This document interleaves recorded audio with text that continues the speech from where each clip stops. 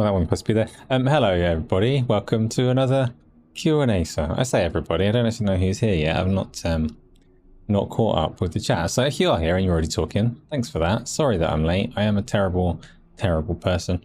This is Q&Asa. It's Saturday and we're doing it every Saturday at the moment, though that may change in future. We'll see. It's where the past, present and future of gaming all converge, and we all have a nice little talk about various gaming things that we've been doing and things that are going on, but mostly gaming things that we're doing because that's way more interesting to me. So, how's everybody doing? If you've never been here before, there's nobody new, so I'm not going to do the intro. If you're watching it after the fact, you'll figure it out as we go along. If not, you know, ask me next week and I'll help you out a little bit more. But basically, big conversation, and that's what we're going to do. We're going to have a big conversation, and it starts with games. So, not right now, episode 13, I'm streaming. Yes, it is a Fallout background, you are correct. And you will not get the OST, I'm afraid. Where's that robot eye thing? Patience. Just need to calm yourself down a little bit. So what's everyone been playing? I played a bunch of stuff. You wouldn't think it, because I haven't streamed this week. Why won't you get the OST? The OST is not Minecraft. I know that's not what you're saying. You're telling me that you've been playing Minecraft. That's good. That's good. I nearly went Minecraft background today. Then I was running late and I just picked the first thing that I could find. Nom. He also played Suika and Bricks. Good. Those count. More people throw games at me as well. Joe, I'm glad that you're here. I'm glad that you're here. The first thing that I've done is about 20 minutes ago, might possibly be the reason that I'm starting a bit late today. About 20 minutes ago, looking white today. Thank you. I do have my lights pre-braced. You know what? That is actually weird because sometimes my camera just makes me completely golden, and sometimes it makes me more like my natural hue of milk white. Today's one of those. I'm going to be milk white. Probably closer to what I actually look like. Still not, doesn't quite convince me that that's me at all, but might be the background. No, I agree with you that I look a different colour to usual. It is what it is. But Joe, speaking of colours, speaking of you, speaking of games, I finished Doom Eternal about 20 minutes ago, and do you know what I didn't do right through to the very end of the game? I didn't colour match any enemies to any ammunition. I know you said it might come up in the Ancient Gods thing, so, you know, I'm going to do that, and then I'll find out. But no, I've got all the way to the end of the base campaign. Which was brilliant in places. No colour matching, Joe. No colour matching. The only thing kind of close to it was you can blow up any kind of energy shield with the plasma rifle. But that's it. That's the one match. Energy shield of any type, plasma rifle will make short work of it. They added mod support for Doom Eternal and a Doom quest to Starfield. Wait a minute. They added mod support for Doom Eternal and a Doom quest to Starfield. What, this week, Gaming with Passion? I know Doom 1 and 2 enhanced, whatever they want to call it for the time being, came out across all the consoles and PC. Don't know what the enhancements are. Presumably, are these the first versions that fit a widescreen, or?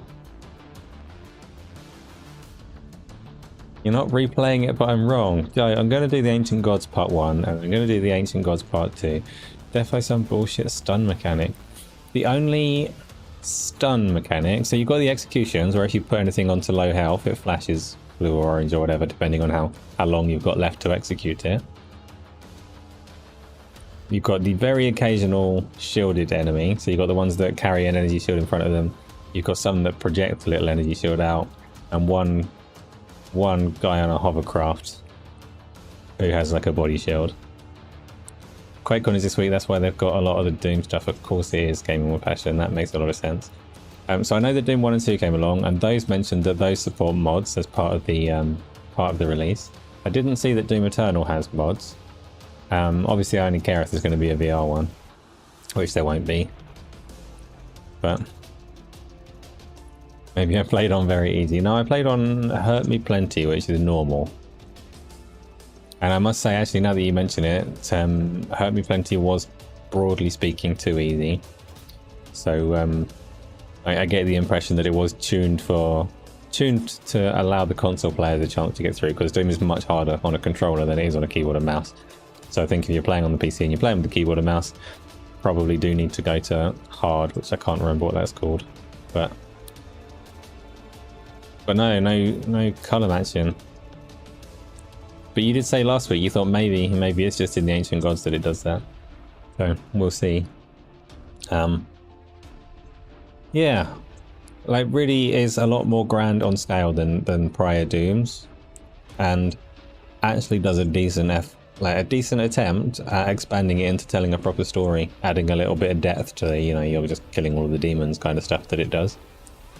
And the background was quite cool. I even, not all of them, but I even read at least 10 of the little codec entries that you pick up along the way, the little lore bits and pieces.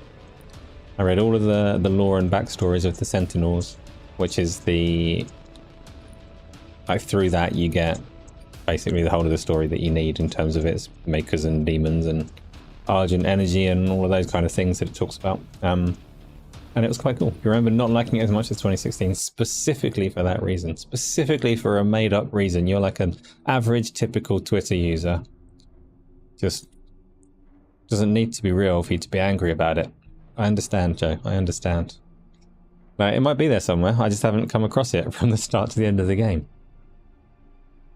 Stephen Southwick and Just James is here. Painful discourse. You don't know if you're going to get Space Marine 2 at launch because of travel plans, but you're really hyped for it after finishing the first one last night, and you're definitely going to play it at some point, hopefully this year. Yeah, it's previewed a lot stronger than I was expecting. I said before that I wasn't convinced by that one on the trailers, but apparently it's looking good.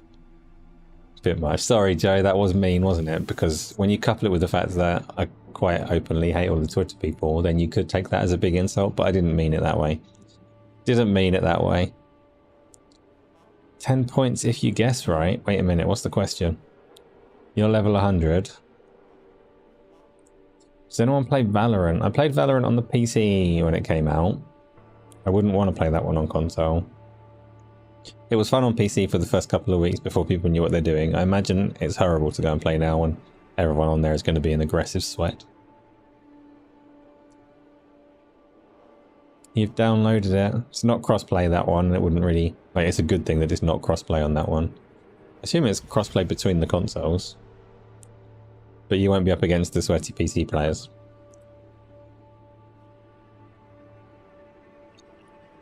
Now, Stephen has asked what you've been playing. Yeah, we know what you've been playing. Are you going to keep on, now that you've got your level 100, assuming you've hit it over the last couple of days, are you going to carry on going through all the content? Are you still enjoying it? Because the next game that I'll talk about after Doom Eternal is that big nemesis rival game of Final Fantasy XIV, the old World of Warcraft. I want to talk more about Doom Eternal. Because Joe didn't like it as much as 2016, specifically because of a mechanic that he completely fabricated, which is interesting, but that aside, I still prefer 2016. Mechanically, it just it fits me better, despite everything that Doom Eternal does well in terms of scale and lore and depth. It's got the only difficult thing about the whole game, the last boss, massive thing. Pretty easy. Penultimate boss, pretty easy. Random marauder enemy, right pain in the ass every time you come across them. Every demon in the game is like pretty easy, but there's this one base demon. It's called a marauder, and he's got like an axe. But it tells you, it gives you a little tooltip to tell you how to deal with them. And the first one that you come across him on his own, and he's piss easy. All you have to do is, it says if you're close range, he's going to hit you with a shotgun. If you're long range, he's going to throw axes at you or something. So you have to keep him at mid range, you can't hurt him until he goes to attack. So you have to wait for his eyes to flash green and then shoot him on the attack. And the description made me go, oh shit, this is going to be a horrible reflex test. It wasn't a horrible reflex test because it's quite slow, the wind up. He's like green flash eyes and he does a little pirouette and then tries to hit you with an axe or whatever. So all you have to do is make sure you shoot him in that period of time. He gets a little spiral and daze above his head and waits and goes, oh, and you shoot him with a shotgun. If you use some of the other weapons, the reload's too slow to actually get the damage in, but this is his mechanic. His eyes flash green and you have to do some damage before he hits you. And that's fine when he's on his own. Do you know what, Joe? It is a colour, but there's no colour matching. It's just like it's a colour, now you have to shoot it. It is a stun, so this is why I wondered if this is maybe what you were getting at. But you can shoot him with anything, right? It's a timing thing. And he's fine on his own, but almost impossible to deal with when there's 30 other demons trying to kill you. Didn't Doom have some colour matching? Episode 13, you tell me. Joe would love you to tell me. So please tell me. Because I finished it and didn't come across any colour matching, but Joe's right, insists that there is, and I want him to be right. Thought I'd make a tricky bird. I did not, Joe. I did not.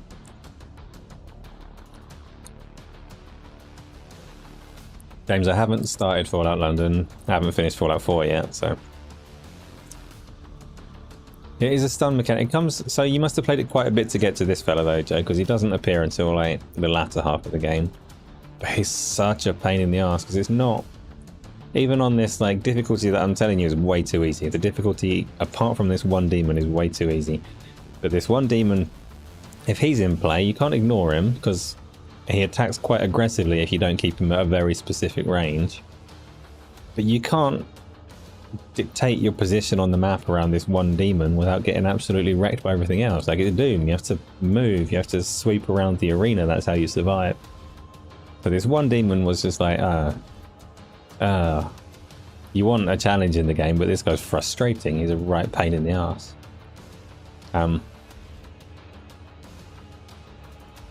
Stephen, you don't know what the colour matching is, but you do play on easy. Well, I played on normal, so if there's a core mechanic like that, I would expect it to show up in some way. And it could be that it's this guy that Joe's talking about. It does make you look for a particular colour before you do anything. It just isn't a colour matching mechanic as such. Did someone call your name? Gaming with Passion, Demon Hunter, Trollelele, Monster. You got so many names that it's inevitable that somebody called one of them Gaming with Passion. It's like half of the language we have is going to summon you, right?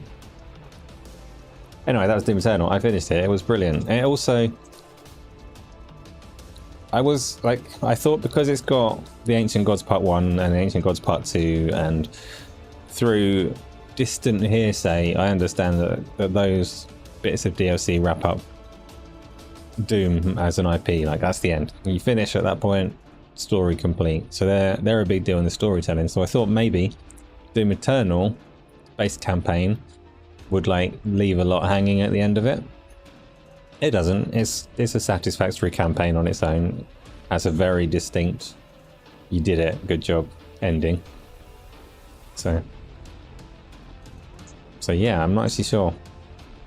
Not actually sure what it's going to do for the jump to the Ancient Gods one. I will find out as soon as I play it, which will be really soon, and I will try and stream bits and pieces of it. And I hope them damn Marauders aren't included. Oh, Nini, hello. How are you doing? What have you been playing?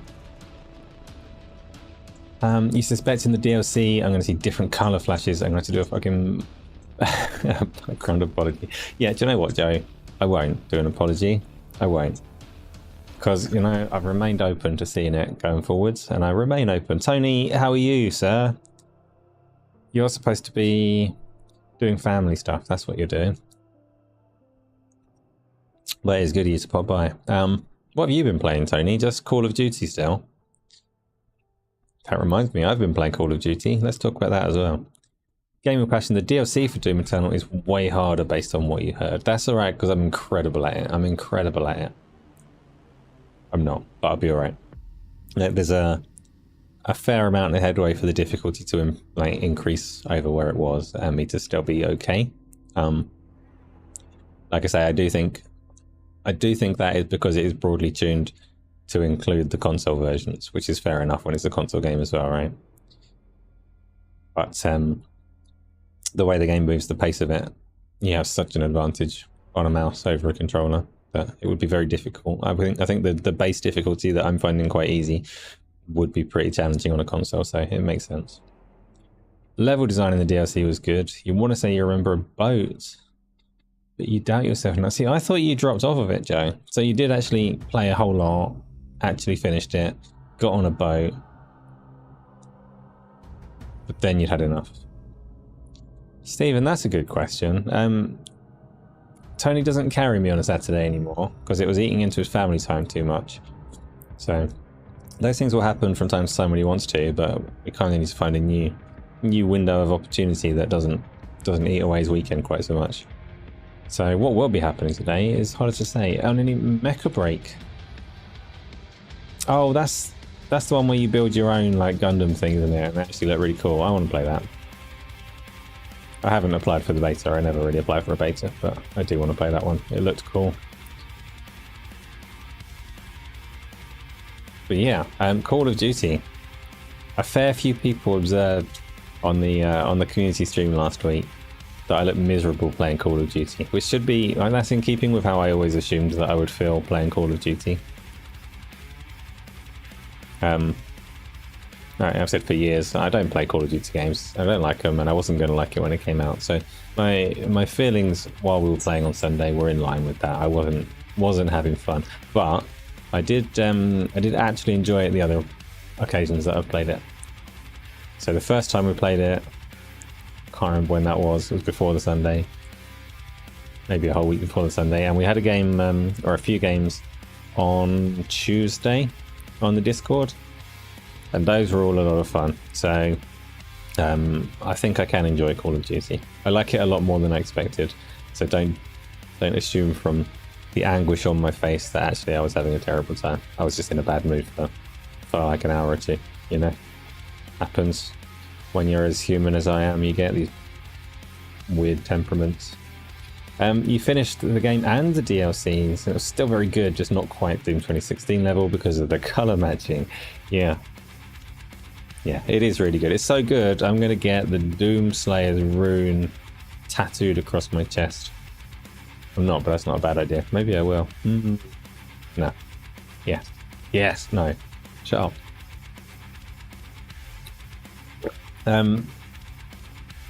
Yeah, so Call of Duty. It still frustrates the hell out of me because I don't understand the inconsistency in whether it's going to tell me a person's name or not.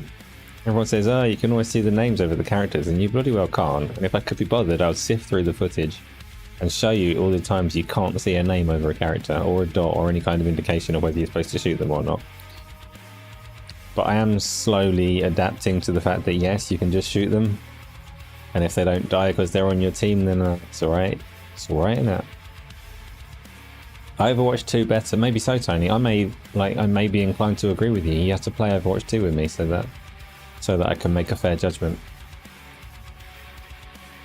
But you know, there's always this 50-50 chance. Tony says that he'll play Overwatch 2 with me. There's a 50-50 chance either he'll do it or I'll uninstall the game. Space Marine 2 looks epic. Might be the first game in a while that you're going to pre-order. Why? Ghost Fixter, why are you going to pre-order it? Does it come with something to make it worth pre-ordering?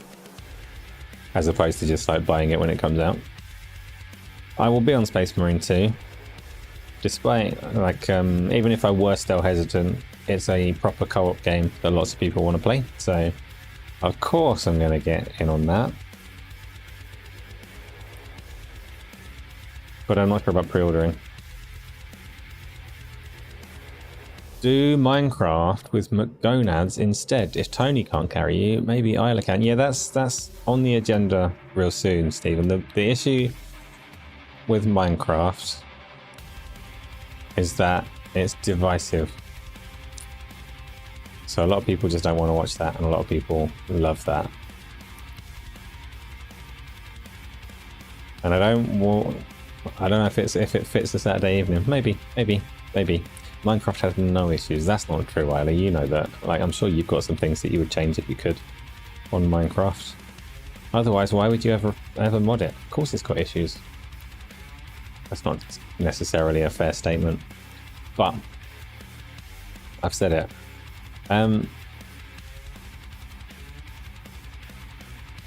Yeah. I have promised many times that is coming soon, and it is coming soon. I just don't know if it can be on a Saturday evening. Should have done it earlier in the day, that would have made sense. But then I wouldn't have finished Doom Eternal, and I couldn't have had that discussion about Doom Eternal, so... You would just make it Minecraft, yeah? Yeah, fair. You get early access if you pre-order. Okay, yeah, and I've pre-ordered. Actually, I say I never pre-order. I've got the World of Warcraft.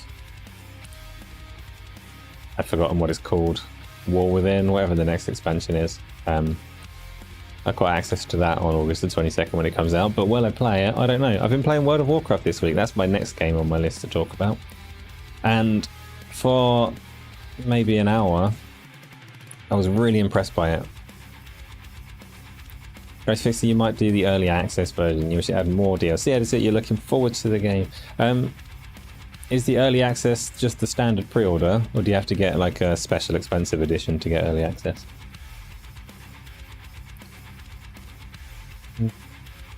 Space Marine, I'm not Googling the answer, I'm just going to bring up some Space Marine. Pete has gifted a membership. Thank you, Pete. That was very kind of you. Very kind of you indeed. Slow Tech, I don't know if you're there right now, but if you want to get on the Discord, you now have all of it available to you, and it is good. I am quite focused on keeping the Discord good, despite everything changing and time being far more limited. The Discord will keep on going from strength to strength. I think I'm quite determined on that one. So that is a cool background. I'm glad you like it, Chronic. I'm glad you like it. I was going to say that again. I've got the scale all wrong, but actually, they've got the scale wrong. That cereal box shouldn't. Like, it's too small. Cereal box should be bigger. The sugar bombs, you need bigger, more plentiful sugar bombs. But that is why it's like post-apocalyptic, right? No, this is prior to the bombs going off. Never mind. Not important. Not important. So, just James, you want World of Warcraft on consoles. So the thing with World of Warcraft though is they've got a pre-expansion event on at the moment. Wait a minute. Let me bring up the trailer for this instead. Space Marine can wait. 4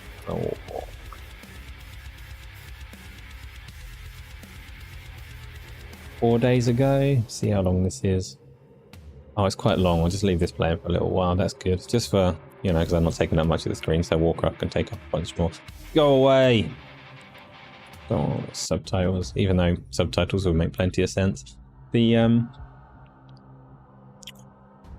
don't know. Yeah, the War Within, it has a pre-event. And the Warcraft expansions always have a pre-event to kind of whet your appetite and help get people up to the level they need to be or whatever to engage with the content as soon as it actually comes out properly, and just like build that hype and anticipation for it. The event for this one is called Radiant Echoes, and it is awful. So the concept of it is, the whole concept of the expansions that are coming is like Azeroth, the world that the game's set in, is in pain and blah blah blah blah blah. It's like a living entity in itself, and it's about to get destroyed by some such, doesn't really matter. Like Galactus is coming to eat the planet or something like that. Galactus under a slightly different name. And the content they've got leading up to it is called Radiant Echoes, and the planet is supposed to be putting like echoes of your previous adventures all around the planet for you to go and deal with. It's reasonable as like a preamble, a thing to do, and a nostalgia hit for the people that have been in Warcraft a long time, so you can go and face off against memories and stuff you've seen before. In practice, it's just a really boring event on a loop. You go to a certain area that's active at a point in time, and there'll be like memories popping up on the map, and everybody flies towards them and deals with whatever is there, like a apparition of a character that you might remember from the game, or a quest line that you might remember from the game, and you just go and blast through it with no effort whatsoever. And it culminates when enough of these little quests have been done with like a world boss who will be a signature from the game. So I've only done 2 of them. I've done Ragnaros and the Lich King, and they're also like a piss easy version that you just go and explode in the space of about 12 seconds. And you get an awful lot of experience, and this is why it's an interesting contrast to what Just James has been through, because Just James has been playing Final Fantasy XIV solidly for the last 16 years, or solidly since it came out on Xbox, and has just got to the level cap, to level 100 in that game, and probably feels pretty good about that, and probably is quite engaged with the story that he's playing through. In World of Warcraft, I was level 45. World of Warcraft leveling is weird. It's changed many times over the years, so characters get busted back down every time they crush it. But I was level 45, and I did these events for like two play sessions, a couple of evenings, like, and not long play sessions because it's boring, so a couple of hours. And that character is now level 70, which is the current level cap, and I feel totally disconnected from it. It wasn't interesting getting there at all. I've not followed any relevant quest lines. My character is like ready for the expansion. But it was boring as shit. It was so boring to do that event. Like 2 hours that have actually put me off the game. So that's kind of interesting. And kind of not. And it's making me think maybe Final Fantasy XIV would actually suit my taste better, because Final Fantasy XIV is less inclined to give you drastic shortcuts to keep up with the current wave of content. And that's the way that World of Warcraft is doing it. The drastic shortcuts always come at the right time to make sure that it's very easy to jump into the relevant point of the game so that you can play with your friends and always keep up with the content and keep current. And it's a reasonable strategy for them, but doesn't quite suit me, I don't think. So who knows which of those I'll end up playing, if any. Part of it's nice. Part of it's nice to be able to go in and just do simple crap and catch up and blast through it and maybe get the dopamines. I think my dopamine centers are broken, so I didn't really feel much of that, which is why I feel disengaged and disconnected from it. I don't know. Any one of these games would obviously be way more fun playing with other people, and playing them on your own, they don't very much work. So I don't know which one I'll end up in, if any. Maybe I'll just keep playing Call of Duty. Maybe I'll play Overwatch 2 with Tony and forget all of the other games. Maybe I'll get my Minecraft training session in and realise that I should have been playing that for the last 20 years and get stuck and never play anything else again. Who knows? I don't know. I know what I'm not going to be doing. I'm not going to be playing any bloody virtual reality, which is devastating. It's a travesty. So for those that don't know, and I think everybody here does know, oh, I didn't watch any of that Warcraft stuff, it's played. For those that don't know, I like my virtual reality stuff. I've got a ridiculous virtual reality setup with a treadmill to run around on, so I can get myself into virtual worlds and have tons of fun. I've put loads of effort into being able to stream this stuff as well, which is not necessarily a good idea, but I do it anyway. Ghostfixter, you still haven't got far into World of Warcraft. Does that mean you're actively trying to World of Warcraft at the moment? Are you trying to get into World of Warcraft right now?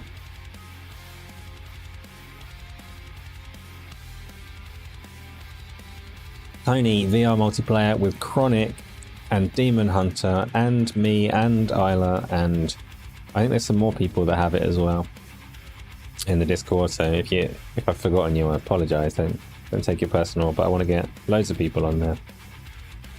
We're playing Forza Horizon 5 this weekend or Call of Duty. No, there's so many more choices than that. Episode 13. We're going to play Sonic All-Stars Racing Transform. We're not. We're going to do... My plan at the moment for tomorrow is a round of Pummel Party first at 9. Sonic All-Stars Racing Transformed isn't cross-platform, so that's what makes that one difficult. We're going to go through a round of Pummel Party, so assuming I can get the 8 people that it wants, and then we'll go on to Call of Duty afterwards. But that doesn't help. Dave Mack goes to bed at 10, so there could be some Call of Duty today. Not entirely sure. Ghostfixter, you think you got to level 10, you haven't played it in a few years and thinking of getting into the game again. Okay. That is much... level 10 is very easy to blast past now. It is a bit different to how it was a few years ago. Like, you could do what I did. You could play it right now, blast through the opening zone, get into the catch-up events that they're running at the moment, and find yourself at level 70 within the next week. No problem at all. I wouldn't recommend it, but some people like that style of play. So you could also buy the expansion pack, click a couple of buttons to use a token, and just be level 70 because you used a token. Again, I wouldn't recommend that. It's not, for me, a very engaging way to get into the game. But, you know, how does streaming VR work? Surely VR only looks good for the people playing in the VR. No, Stephen, you're not missing anything. That is a massive challenge for VR. That is a massive challenge for content creation and for sharing VR, I should say, which is a massive challenge for marketing VR and stuff like that as well. But yeah, it is impossible to really convey what's going on in the headset. Essentially, it's about making it as presentable a pancake experience as possible. Which might seem pointless. That's why I say it's not necessarily a good idea. At the same time, I enjoy it so much that I just want to share it as best I can, right? So, and I put quite a lot of effort into trying to make it vaguely stable, but the fact that I run around on a treadmill probably doesn't help either. So if you get motion sick from watching people play Doom, probably don't watch me play VR. Probably is a fairly nasty thing going on. Still, some of the videos that I've got, like highlights of Blade and Sorcery and stuff, if you want to know how I share the VR content, then go to some of those older ones, because they're funny. There are some good, funny games in VR, including Blade and Sorcery is actually out now. Proper version 1, has progression content, and I haven't played it yet. It was high on my list to do on my weekend VR sessions, and my bloody headset stopped working. This is an anguished stream frustration time for me. Whoa, my shin's yellow. Who's kicked my shin? I don't know. Doesn't matter. So anyway, I saw Pete's shown up, and Pete has obviously gifted a membership there as well. Ghostfix is here, Steven's here. Lots of you haven't told me what you've been playing. Tell me what you've been playing. Wasn't you, know, Isla? It was probably me. Other people don't bruise me. I bruise myself.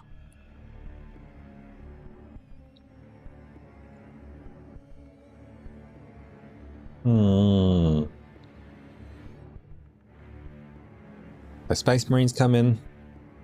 You've been playing Final Fantasy 14. I still have my subscription for it, so I might jump back on there. I don't know. World of Warcraft does some things well. Final Fantasy does some things badly. They both do some things badly, but I'm not a massive fan of Final Fantasy's fetch quest structure. The amount of like go and talk to person, go and talk to person, go and talk to person content that it's got along the way to slow it all down.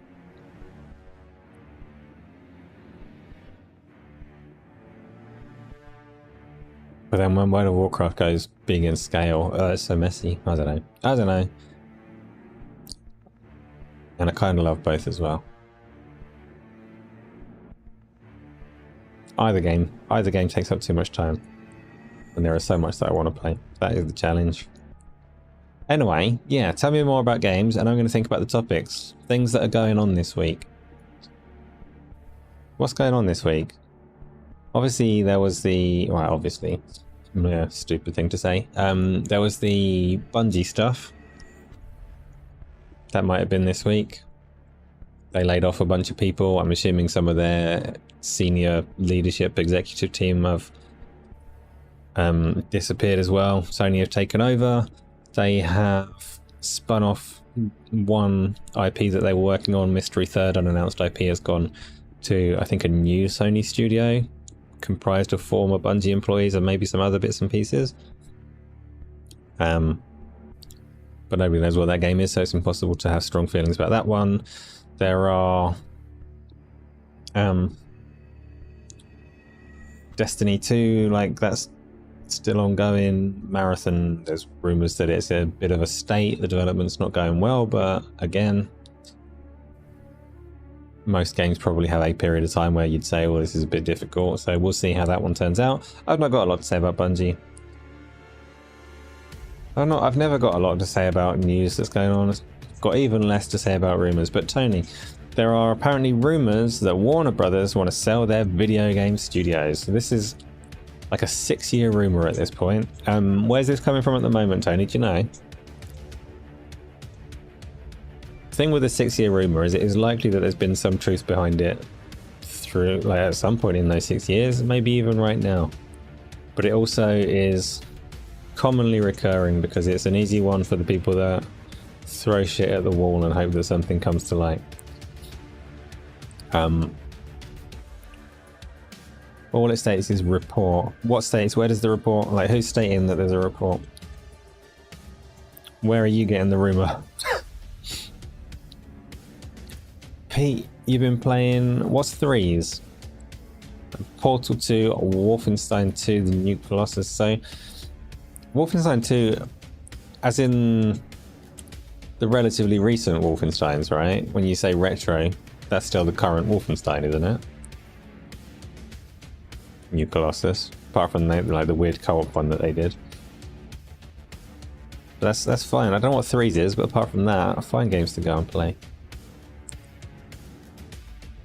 Steven, since I love Skyrim, do I not play Elder Scrolls Online, or is Skyrim strictly the VR? For me, yeah, Skyrim. I can't pancake Skyrim. If Elder Scrolls Online had VR mode, I would forgive all of its structural issues and play it all the time. There's retro and there's retro. That is true, Pete. But Wolfenstein 2, New Colossus, I would say, like, going by console generations, that was the Xbox One and PS4, right? Which means it's still current. That's how I define retro. I look at when the platforms that they release from are no longer supported, then they cross that line and become a retro game. But while the platform is still currently supported and on the market and all the rest of it, it's still a current game to me. And again, like, semantics and definitions of these things are not important, and I won't argue with anyone about it, because if you got a different interpretation, good for you. Retro to how long ago you played it. You last played it. So all of these games, all these thousands of games on the market, and you've got a taste for the ones that you've done before. Don't we all at points? Safe bet when you know you enjoyed it, rather than taking a gamble on something new. But Just James, hopefully Microsoft buys them then. Game of Thrones with Bethesda. So that's always the question around the Warner Brothers stuff, James. Whenever talk of Warner Brothers selling their gaming studios comes up, people get carried away thinking like Warner Brothers IP is going with it, and it's very unlikely that it would. So you could buy Rocksteady, it doesn't mean you'll get Batman. You could buy NetherRealms and you may well get Mortal Kombat, but I'm not sure you'd necessarily want it. But you're not suddenly going to own all of the Warner Brothers IP if you buy their studios. So obviously that'll be part of the negotiations for any purchase that happens. They might be able to get like the gaming rights to some of these IPs if they pay enough money for it, but it's not like not guaranteed by any stretch that would come with the studios. So NBC News, Hollywood video game performers have voted to go on strike beginning Friday, citing concerns over artificial intelligence protections in a proposed new contract. Yeah, I heard that one actually. I don't think that's this week, is it? Maybe it was. It was relatively recent either way. Hollywood video game performers are going on strike. Because Tony insists that we don't listen to anything that they say. He only plays games in Japanese, so none of this is going to impact Tony in any meaningful way, because he hates listening to the English language. And yeah, I'm assuming, so I didn't follow it closely, but obviously TV and film, or just one or the other, I don't know, but there was a massive strike of actors around actors, probably, writers definitely, but loads of strikes around AI protections. And I assume those strikes must have got a favourable outcome if other industries are following suit. So they're probably looking at that and going, oh, hang about. That does make a lot of sense to get those same protections for ourselves. We probably do need to be a little proactive and make sure that we get this stuff written in. So they will do it. Will it mean massive delays on some of our games? Maybe, it's alright. Will it mean, like when we had the writer's strike, that we'll get a bunch of subpar content, a load of games that we were looking forward to suddenly coming out with really shit dialogue or terrible quality acting because they tried to make do with the scabs? Maybe. Hopefully not. I don't know. I've got nothing, Tony. I got nothing on that one.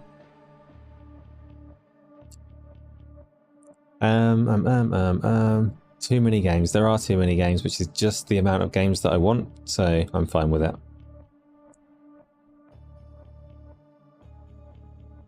Give me more, Tony. You seem to be like just full of news.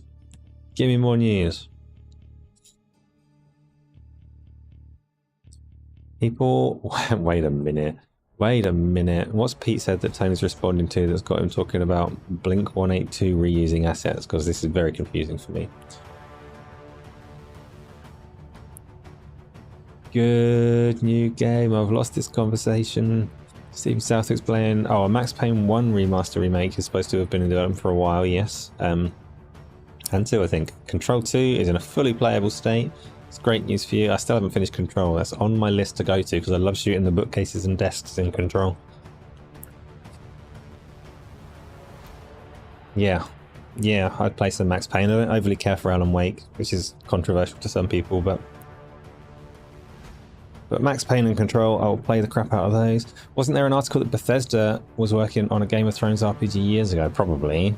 If you were going to have a guess at things people are working on, then you'd throw that one, wouldn't you? But so, support the devs, always buy on sale. Well, Tony, I don't understand your yelling support the devs all the time. Always buy on sale. What do you mean? Explain yourself. How does... What do you mean? What do you mean? You come on to Discord at some point and talk us through that one. Not right now though, because I haven't got headphones on. TikTok Live is helping indie games get a larger audience. What? NBC News. So Tony is... I see, the source of your information is that. So TikTok Live is helping indie games get a larger audience. In what regard? Can you do... Does TikTok embrace gaming in some way? Can you actually play games directly on TikTok now? In the way that you can play games on Netflix, but I've never seen it, but apparently it's real. Or are they just talking about TikTok Live is helping games reach an audience because content creators are sharing it more so? Blink 182, what the fuck? GIF. So I'm going to read Tony's clip again. So, Pete, yeah, bro, it's crazy. People are happy with reused assets like brackets. Insert. Oh no, you want to insert a Blink 182, what the fuck, which is just going to be a GIF that I've not seen. Okay, understand.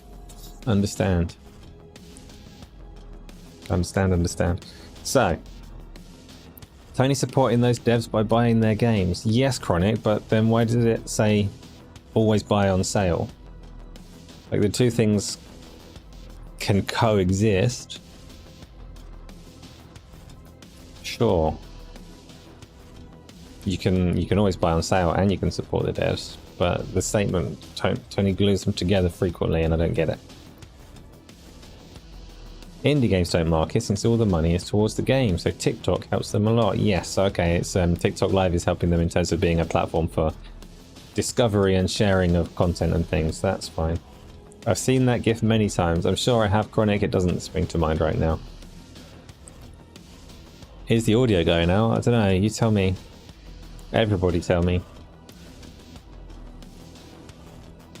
Because I know nothing. It's okay for Pete, then it's okay for everybody. Hopefully. So, yeah, TikTok. Lots of people engage with TikTok. It's TikTok. Does anyone here watch TikTok live? As a streaming platform, I know Darge gave it a little bit of a testing session. But ever play Hinterberg? Nah, not yet, Joe. Hollow Commitment? Oh, you hurt me. That one's like straight to the soul. Wait, I'm going to download it right after this. I haven't done Hinterberg yet. But I will. You got to understand though, Joe, this is a recommendation from Jamsley. So, like, his recommendations don't carry a whole lot of weight since the potato incident and that other game that he liked, Go Mecha Ball. And Anna Crons. I can't remember the other game that he made me play. I've downloaded a few too many Jamsley recommendations, but I'm not going to rush to get one just because he said so. But if Joe's recommended it,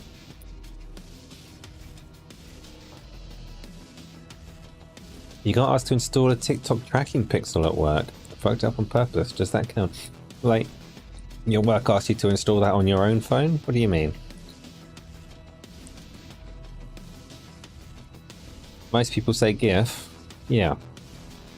It says, oh, Stephen, is it pronounced GIF or GIF? Yeah, you always thought it was GIF, but now Jamsley has questioned that. Now everybody, it's an argument that goes back and forth. Generally, I think consensus was that it should be GIF because you're talking about graphics and not Jaffics. Joe, you seem like a trustworthy guy with fine taste in games. If you're telling me that I should play Dungeons of Hinterberg, I will do so at the soonest opportunity. Pete, it should be really easy for me to keep the Jamsy thing going, but I was just falling apart, struggling to do so, and I don't know why. I will try.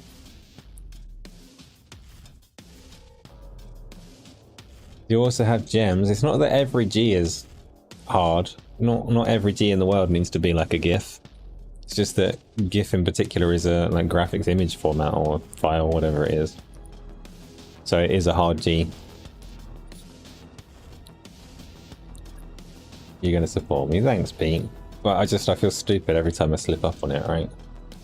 I say Gamsley and then it takes me 10 seconds and then I go, bollocks, I said Gamsley. Should be so easy and smooth and seamless to make Jamsley permanent. I don't know, what else has happened this week? There were definitely a couple more things that were potential things to talk about. I don't know.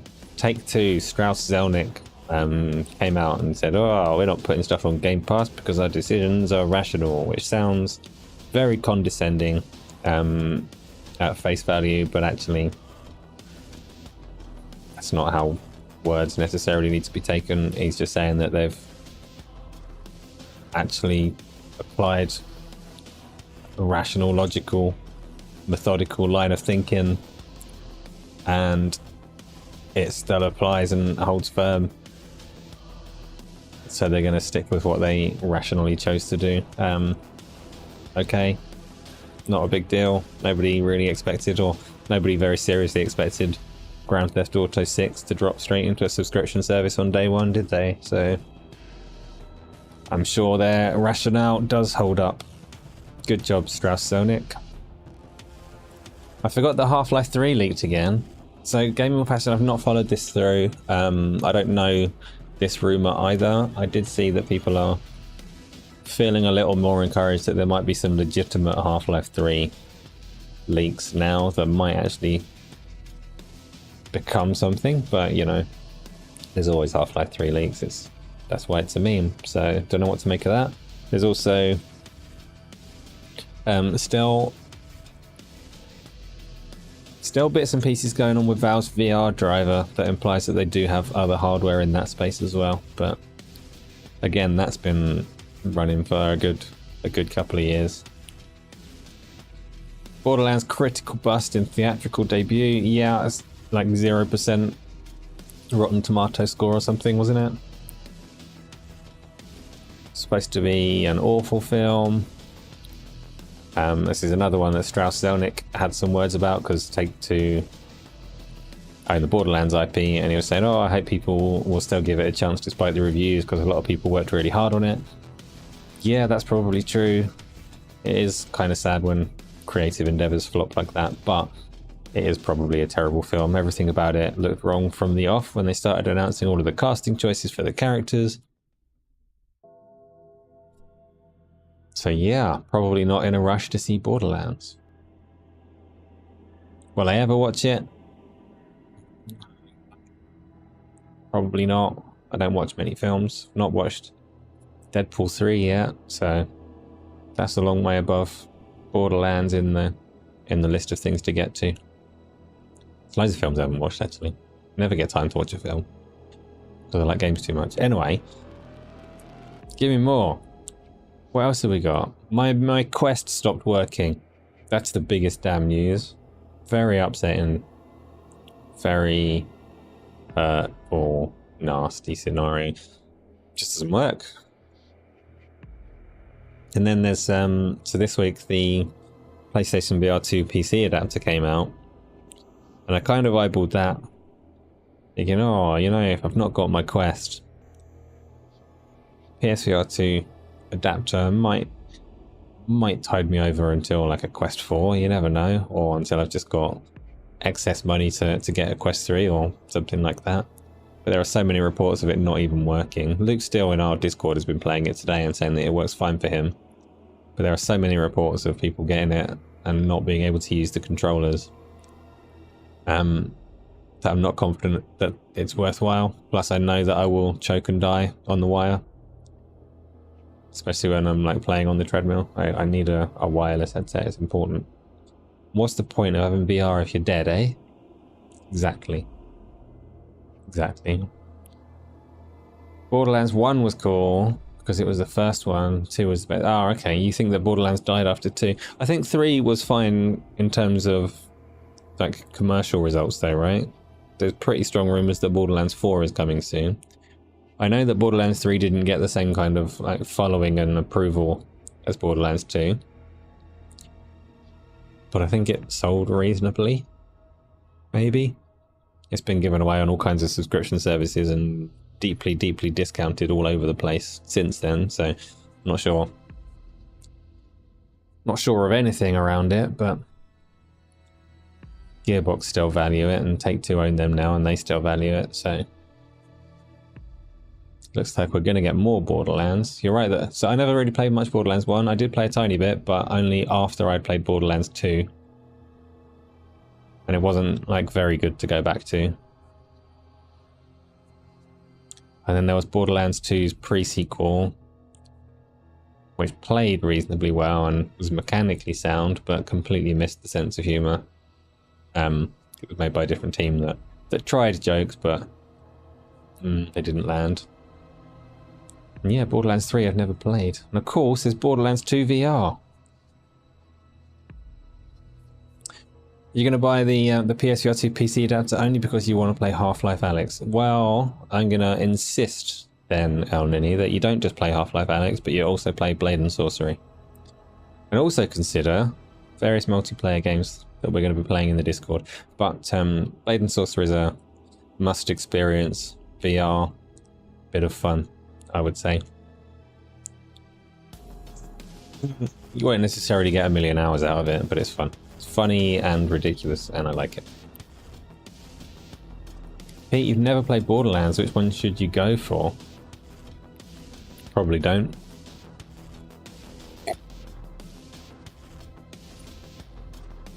Like Gaming with Passion says, it's probably not worth it. They were, Borderlands 2 in particular, but I'm assuming 3 as well, very much co-op looter shooters. They're kind of, strictly speaking, they didn't pioneer the genre, but they kind of did.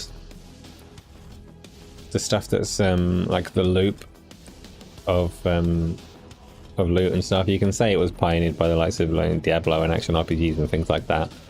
Borderlands took that format to first-person shooters and took the kind of RPG structure to first-person shooters in a way that was uncommon, at least.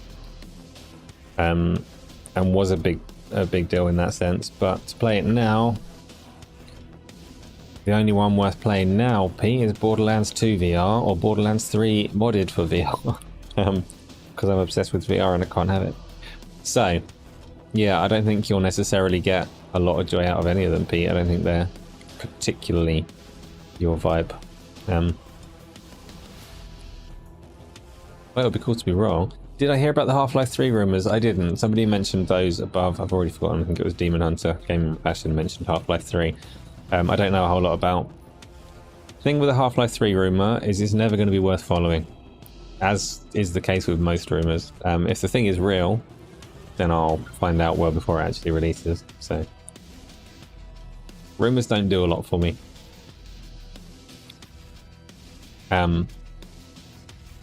Will Half-Life 3 ever be a thing? I hope so. Everybody hopes so. People have been hoping so since Half-Life 2 Chapter 2 came and went. Rumours have come up so many times since that it's hard to like pursue them and get excited until I know it's real. So. What else have we got? What's the time? 10 past 8. Oh, it'll be questions soon. It'll be questions soon. What else have we got? I don't know. Did I see the Wukong latest trailer? That's a good point, Tony. I haven't watched that trailer yet. You tell me about it. You loved it, didn't you? Luke still. See, I was just talking about you because you've been doing the PSVR 2 stuff and having no trouble at all with the controllers. Black Myth Wukong. I saw some stuff that said it's supposed to be about like 90 hours worth of content if you want to play it fully. And I saw it being compared to like a mix of, I can't remember the two games. One of them was Sekiro and the other one was something more open, I guess. A lot of people seem more excited based on the last trailer than they were prior. I have not watched it yet, so let me bring it up. But tell me about it, Tony. Are you super excited for it? Black Wukong, no. Where's the rest of it? Wait, what? Shut up, YouTube. Myth Wukong. So, the official channel, final trailer, launching August 20th. Okay, let's get the Game Science official final trailer. I'm watching it intently. It was good. Them some pretty nice rocks. Some pretty nice rocks. A little bit of a horrible judder in the trailer, but we'll let it slide. Because who knows, that could be YouTube playback. Okay, we got some trees and stuff. We got woefully inadequate resolution. Now, this won't make any difference to you watching, but for me it does. We've got a tree giving me a round of applause. I appreciate that.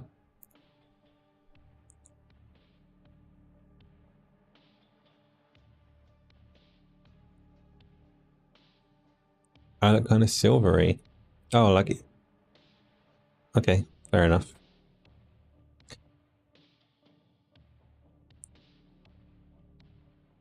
You would buy it day one if you had the money, so it's into the sale bin it goes. Support the devs.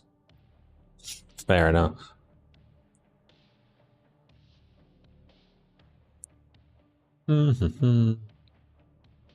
So what have we seen in this current trailer that we didn't already know about the game? Like, what concerns has it alleviated that have got people super excited about it? A lot of people were excited about it. It was always visually strong. And a lot of people had like doubts about the scope of it and the scale of it and all the rest of it. Has it kind of squashed those now?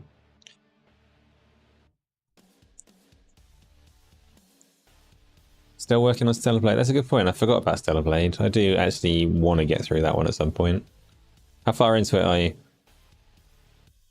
Make sure to use 2 fingers whenever you sit down. Make sure to use... I'm not sure I should think too hard on that one. Don't know what you mean, Tony.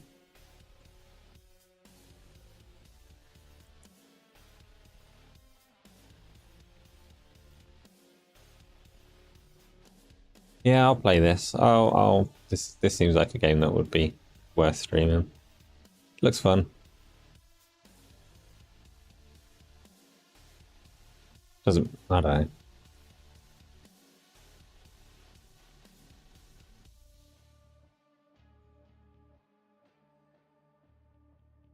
Twilight actually used 2 fingers on both hands when he sat down, so it was a thing. Used 2 fingers on both hands when he sat down, as in 1 finger on each hand or 2 fingers on each hand. And what do you mean? You don't use your fingers to sit down.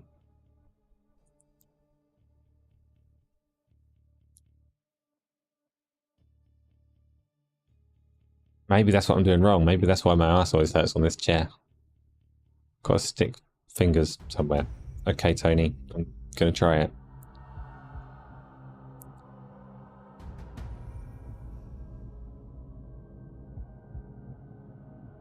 Yeah, okay, Black Myth Wukong. It's got lots of stuff going on, lots of big creatures, lots of stuff to fight and kill.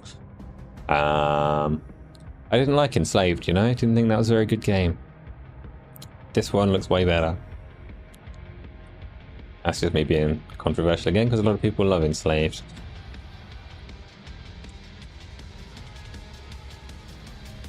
This is like a much more interesting telling. Enslaved was great. It wasn't, Tony. It wasn't.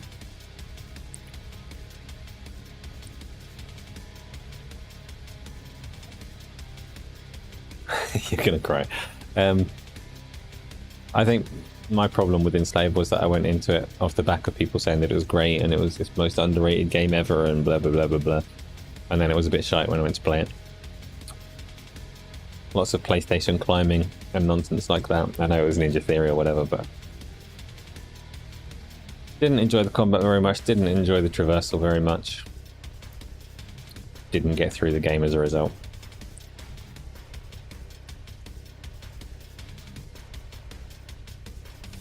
Anyway, no one's got the OST and I'm not surprised at all that no one's got the OST. Not surprised at all. Didn't think anyone would. Enslaved is never on sale. Is that right? I'm just going to be right back. Quick, do the first question. No, don't actually. You're okay. You do what you need to do. And I will... Alright. I haven't done my retro games lately. I haven't done Final Fantasy VII either. I still want to get through the remake and classic. But I haven't done much weekday streaming. Just a flaw. I need to get some of that. I need to get my routine in place so I can get through more things. God, the weekend's nearly over. That sucks. Time is difficult. Don't know how people manage to get so much done. So, tell me. I don't know. Anything. It's not very pricey, but still, you need a nudge to buy it and play it. I'm not going to nudge you Painful Discourse because I don't think it was very good. Tony might nudge you. But, you know, it would be irresponsible of me to nudge you towards a thing that I didn't even enjoy myself. Even if I did like it, I probably wouldn't. Oh, you want to play that with me? Tony, I really want to play Grand Blues Fantasy Relink. I've said that before. The only person I know that has it is Replicant, who says that it is indeed very good. I am absolutely very much up for playing Grand Blue Fantasy Relink. You have to like pick certain characters rather than develop and make your own and whatever. So it's not the Phantasy Star Online that I hoped it was, but it looks really good. So I know nothing about Grand Blue Fantasy as an IP. Don't know the story, don't know what's going on. Haven't taken to any of the Grand Blue Fantasy games I've tried before, but Relink looks fun.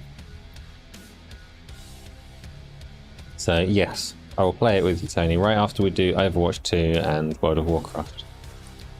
Probably before World of Warcraft. Let's talk about... No, I think I'm done. Who's around for playing games this evening? That's what I need to know next. Need to know if this is a thing that's happening. I need to have food and things beforehand, but... No, not now, Tony. Not now. Come on. I need to have food and stuff. I mean this evening. Not now. I'm live, Tony. I'm doing a thing.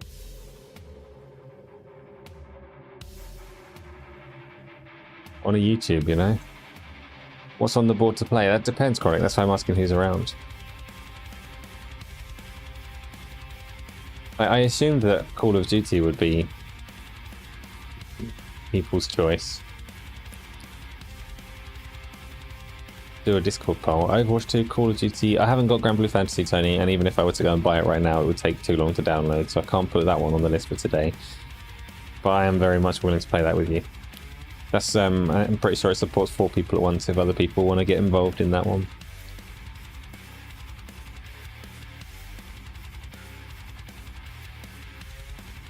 Always Call of Duty, always. Craig, I thought Call of Duty would be a likely one because a lot of people. You're a flaky yes, depending on what time.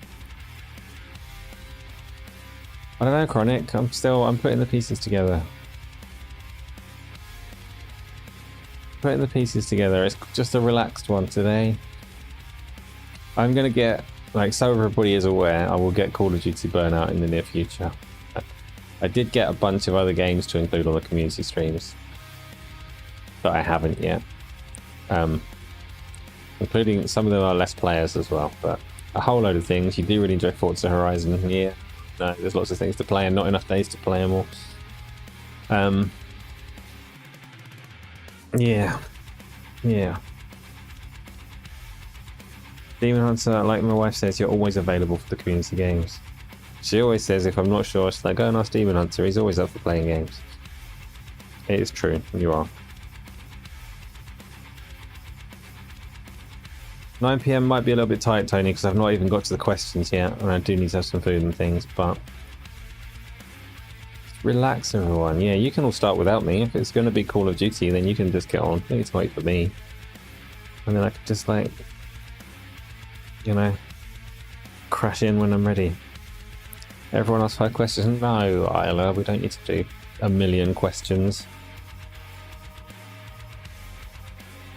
Have I ever played Among Us, or had the community ever played Among Us? Craig, we did. We did.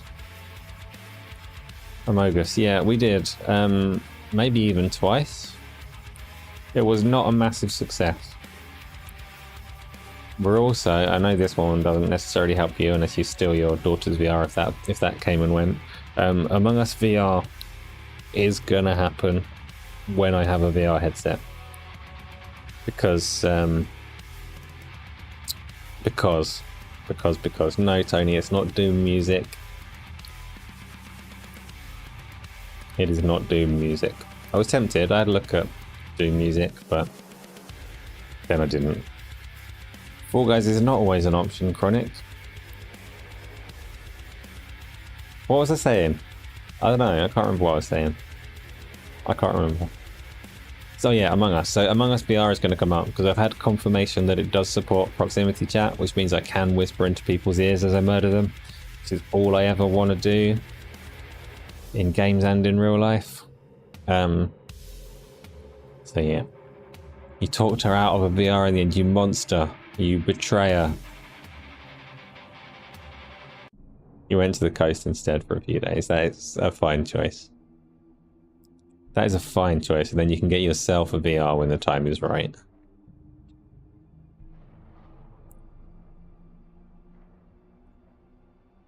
Um, 2 minutes until 2 minutes to relax. Then what happens?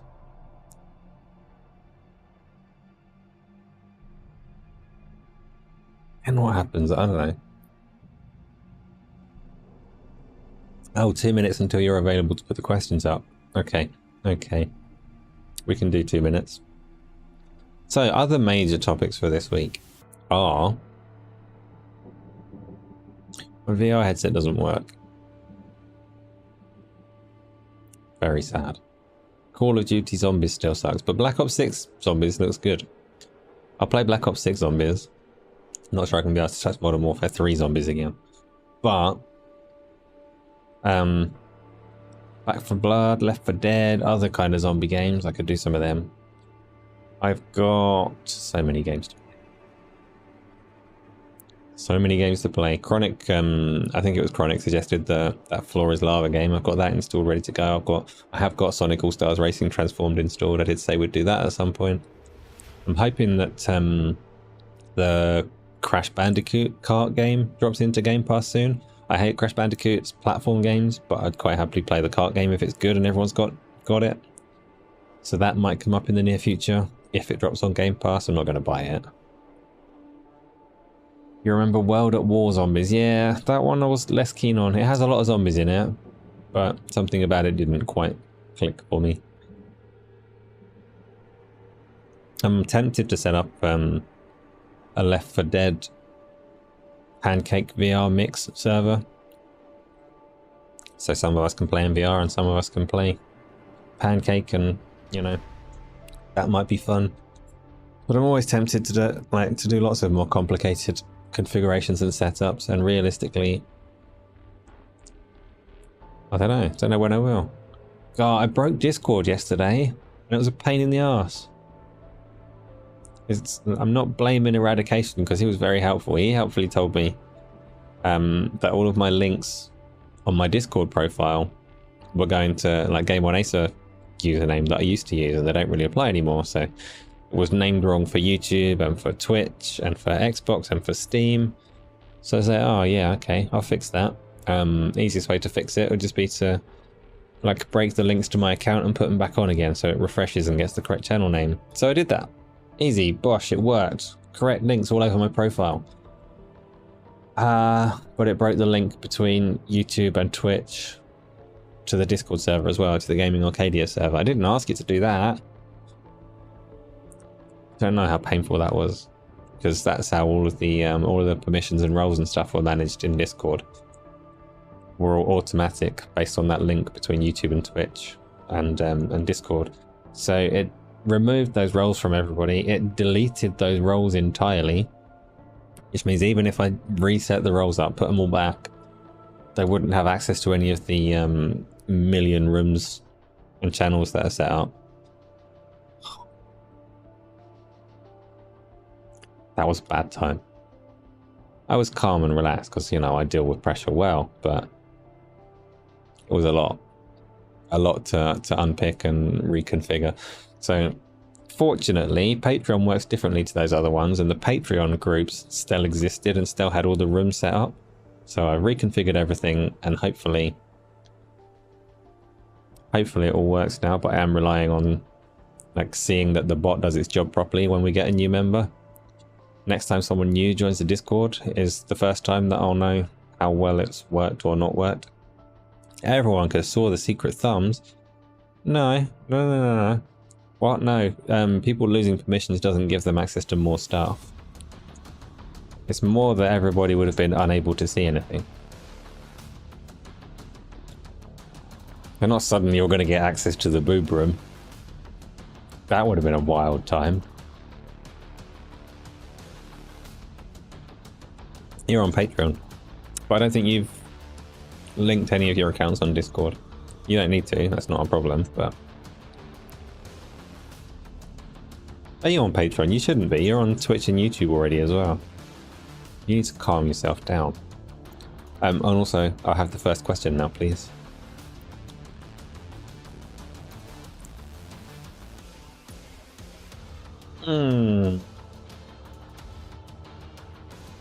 You are a supportive support person, yes, that is very true. Now, Nini has asked, I've recently been accepted for the Mecha Break test. Yeah, you mentioned that you've been playing that, and you didn't just mention that you've been playing it, you mentioned that it's very good. So bring up a trailer for Mecha Break. Mecha Break looks fun. It's, I don't know where the term Gundam comes from.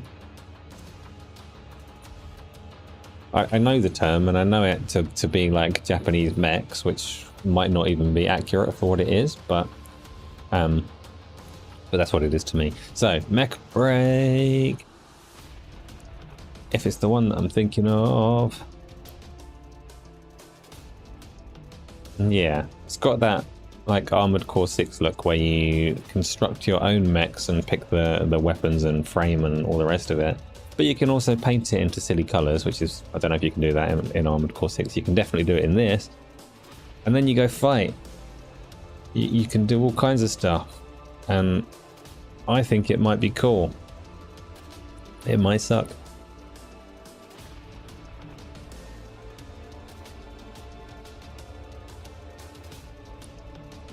But I like it. So long as it's like got a good fair system for balancing the mechs and isn't like some pay-to-win monstrosity where you have to buy the best cannons and then the game becomes silly easy. But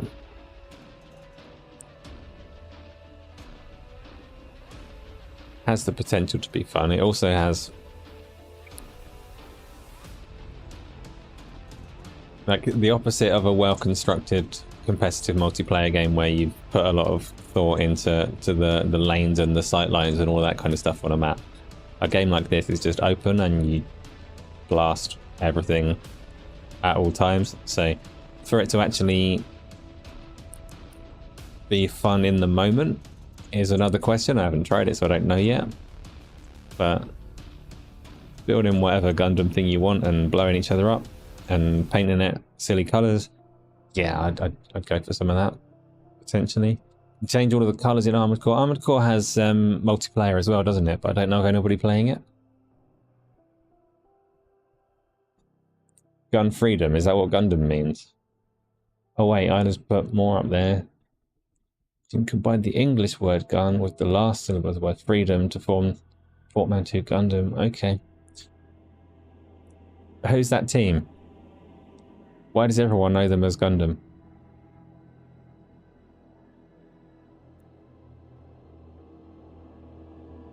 Tony likes Armored Core 6. Tony, did you finish Armored Core 6? I should play that at some point. That's supposed to be good.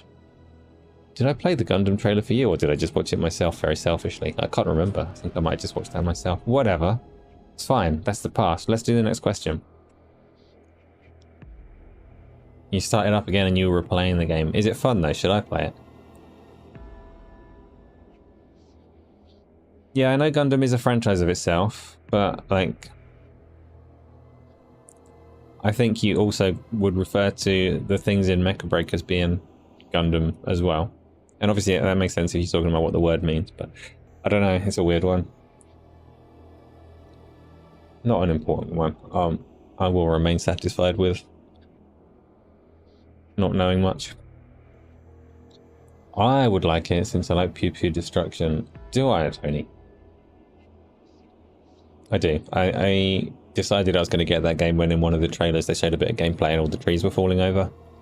That's all I really needed. So all I keep asking, like, I wish in Halo the trees would fall over when I drove a tank into them. Armored Core 6 passed that test.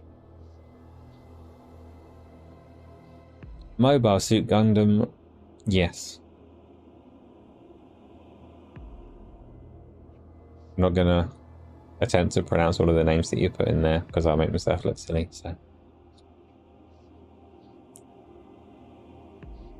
They came up with the name, but the name did get more widely adopted, right? Like it is normal to call that kind of mech game a Gundam game, even though it's not part of the Gundam series.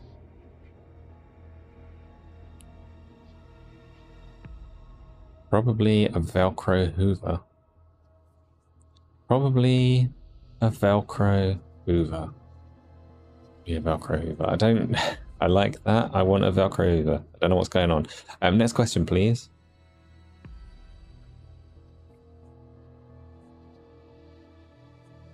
Painful Discourse, you platinumed Armored Core 6 to get all of the endings in S rank. No, you said you haven't played Armored Core 6. Wait a minute. I'm scrolling up. Scrolling up. I could have sworn you said you didn't play it. No, I'm making that up. You didn't say that at all. Okay, Painful Discourse. I believe you. You've platinumed it. You've got all S ranks. You are the boss. Like Velcro or Hoover. Oh, as in, yeah, okay, I understand. I understand. Second clip, that's Tony. What do you think about games like Roblox having a predator problem, potentially exposing kids to pedophiles? What do I think about it? Yeah, it's freaking awful and inevitable when you have something like that that attracts a billion children and has terrible content control and filtering. Yeah, of course it's not safe and nice. You can... I can't even remember how effective it is, but we disabled all communications on the Xboxes that the kids were playing, so that when they were on those games they could not talk to anyone except their friends, which meant that the in-game Roblox chats went away, which solves a lot of that problem. But it's inevitable. Things that kids like are going to be things that pedophiles can use. So Tony, it's a terrible place. The internet's a horrible place to try and deal with and look after children, especially when you look at the consoles that give you good tools to try and control this stuff and lock it down. But with my kids, they were the only ones in their friend group that had child accounts on the Xbox, and like, it was an annoyance for them socially that their friends had more rights on those consoles than they did, that theirs were more locked down. Why would you give kids online access and not give them child accounts when that functionality is there for you?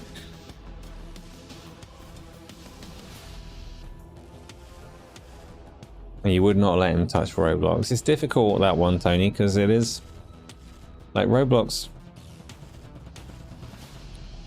has this zeitgeist thing, and if T-Rex is going to school and everybody there plays Roblox apart from him, that might be fine for you. I'm not telling you what decisions to make around how you raise T-Rex. It might still be best to keep him away from it, but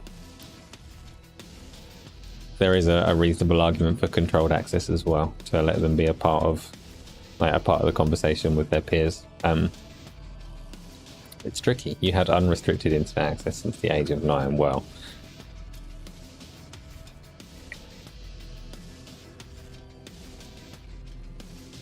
yeah.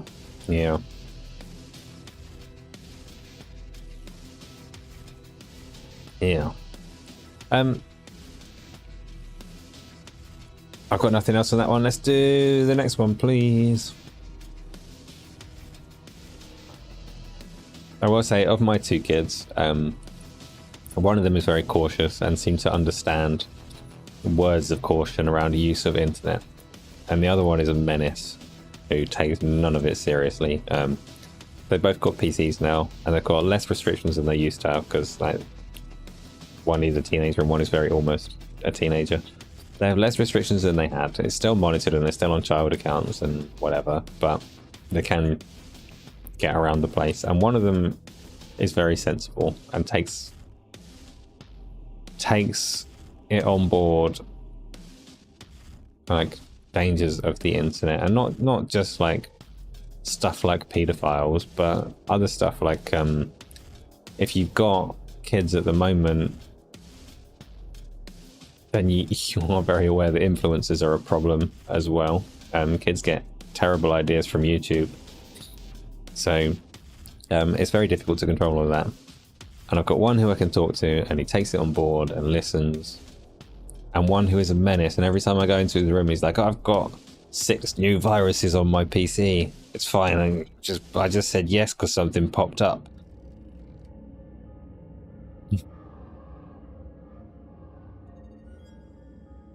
They're quite different in that sense. He hasn't done any serious harm yet, but the number of nonsense bits of software I've had to remove from his PC. I haven't been up there for a little while. I dread to see what's on there next. Anyway, April's primary school taught them about grooming and the like quite significantly. Good. Like, good. Schools do have to as well. Especially, like I say, there are so many parents that don't even know there are child accounts on these consoles. So, what can you do but do your best to prepare them?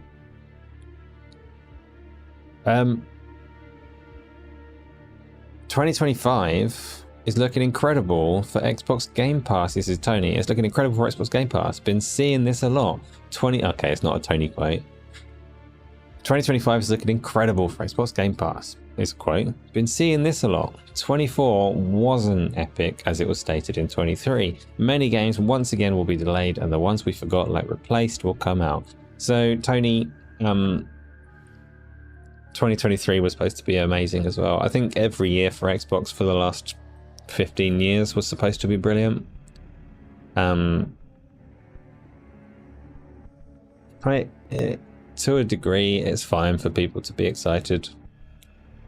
It's still wild how long it has taken Xbox to get their shit together and actually really deliver what people expect.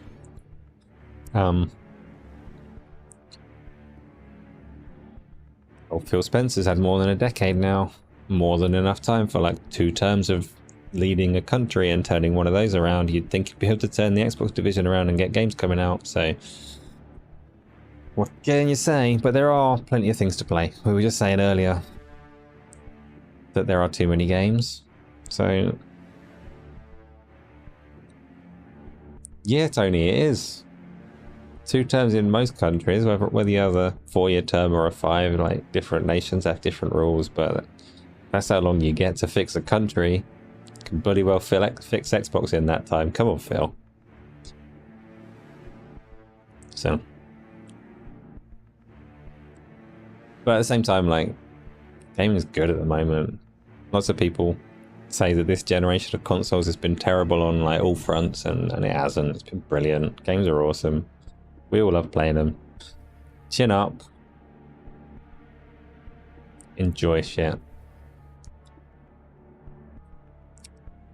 Chronic, you just put the fear of God into your lab with regards to the internet. You hooked up horror stories. No, you looked up horror stories that happened to other kids, and that seemed to work pretty well. Okay, I thought you were like, you put your son on the internet and gave him the worst experience. Like the old thing that parents used to do. Like, I caught my kids smoking, so I made them smoke 20 packets back to back until they were so sick that they never smoked again. I caught my kid on the internet, so I put the worst shit in front of them for 4 days straight, and they've gone and lived in a cave. I've not seen them since.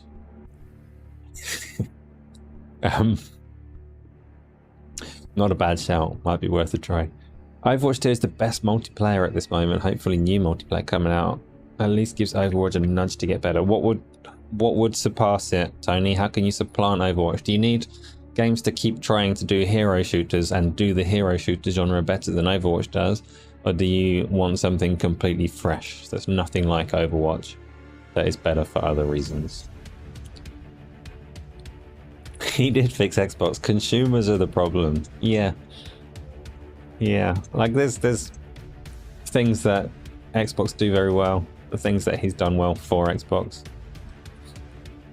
but at the same time, like, he can be held to account for the fact that they haven't had many games this year as a first party, and people have expected more. Like I say, I'm not unhappy with any of it, really. Am I short of things to play? Hell no. Not at all. So,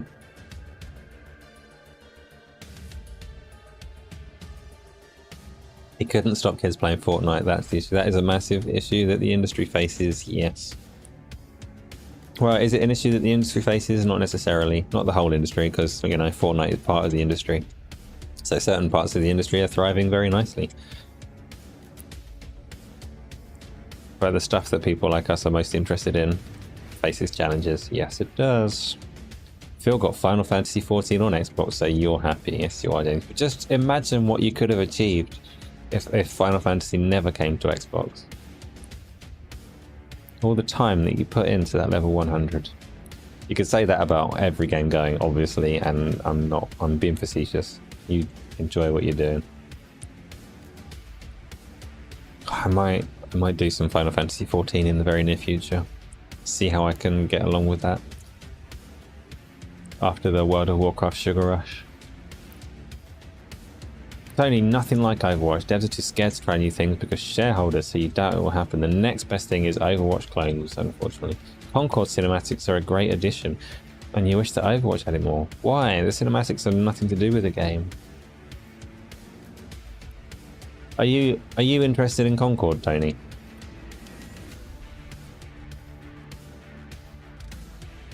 For the cinematics? Because I've said before to you, like the Overwatch cinematics, okay, they're not tied to the game in quite the same way as they are in Concord. Like, they don't force the delivery in the same way, but it's definitely got cinematics and definitely tries to tell stories. And I don't like them at all. They are horseshit that makes no sense in the context of the game. So I don't understand why spend on that. Doesn't mean anything to me, doesn't do anything for me.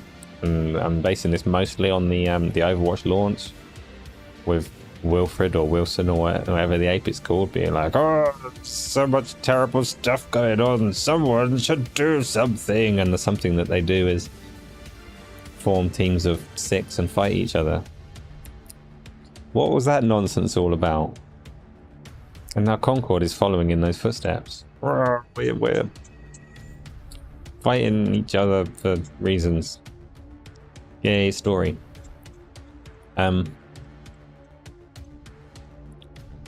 You'd like to explore the lore, and when you play Overwatch, you see things while you play that adds to the experience. Yeah, not for me, not for me.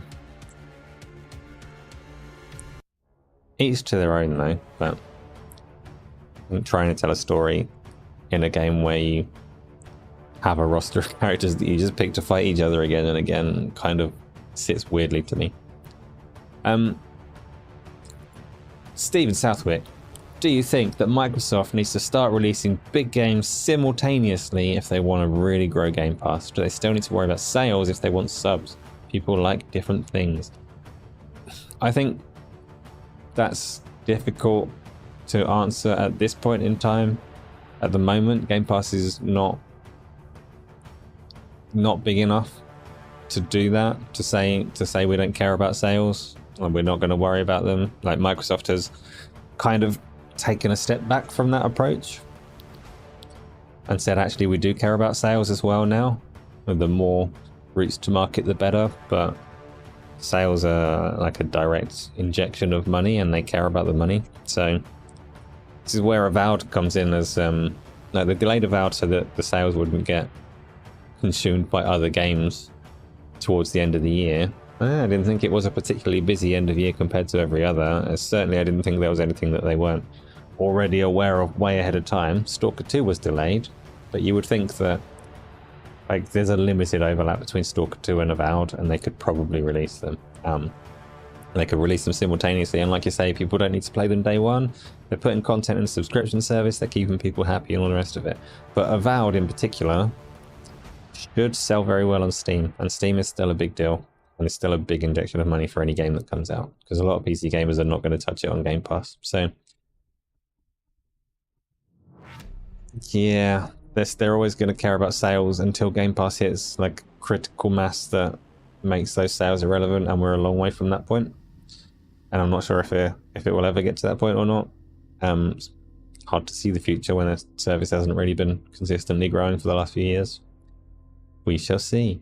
Tony, let you into the Minecraft server. You are probably already invited onto the Minecraft server. I invited everyone.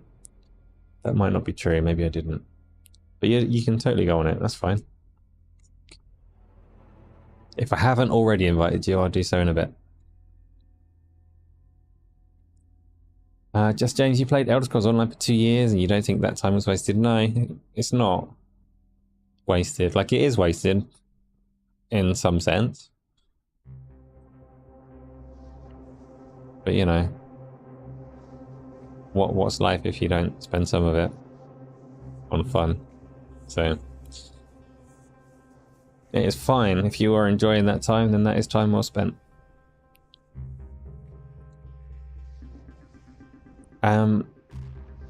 I'll make you a box so you can put everything in it. You just like to dig and find things. Isla, don't make him a box. Make him a box maybe, but also make a massive treasure hunt. Hide treasure in the sand, because Tony will get bored pretty quickly of just finding dirt blocks, I think. You can punch a tree and make a box. Yeah, Tony, do it like me. We're going to play properly. We're going to learn the game.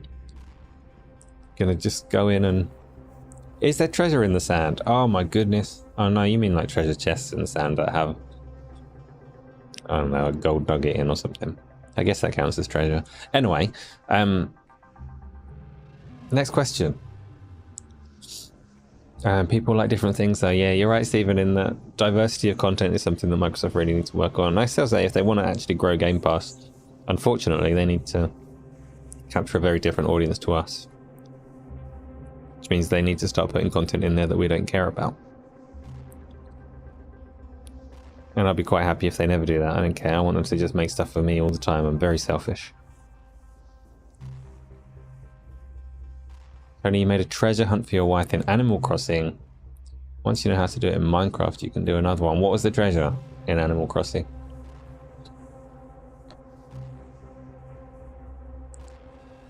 Is this the longest Q&A? So no, not by a long shot, but you're right, we are finishing up soon. No, some of these have gone on really long.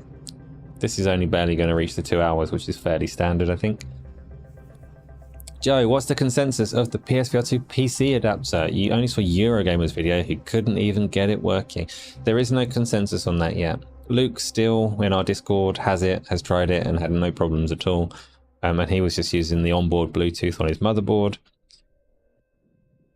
The Eurogamer one that you're talking about, I think they probably used the Bluetooth adapter that Sony recommended. Or maybe they didn't, actually. Some people have used the one that Sony recommended. I think the Eurogamer one's a bit different. They had some other issues. But, yeah, the early feedback, there's been a fair few people having problems with it. And it's specifically the controllers and the Bluetooth connection that they rely on that's causing the problems. The headset itself works fine. The adapter works fine, but they're Bluetooth controllers, and Bluetooth is a shaky technology at the best of times in terms of signal interference and stuff like that. So some people are having problems with it. I don't feel confident enough in it to go and buy one. But then Luke's playing it and it's absolutely fine, so who knows, maybe the problem's overblown. Either way, the PSVR 2's still got a wire and a Quest 3 hasn't, so... Oh, but Joe, are you a PSVR 2 person? Have you got one? Are you thinking of buying the PSVR 2 adapter?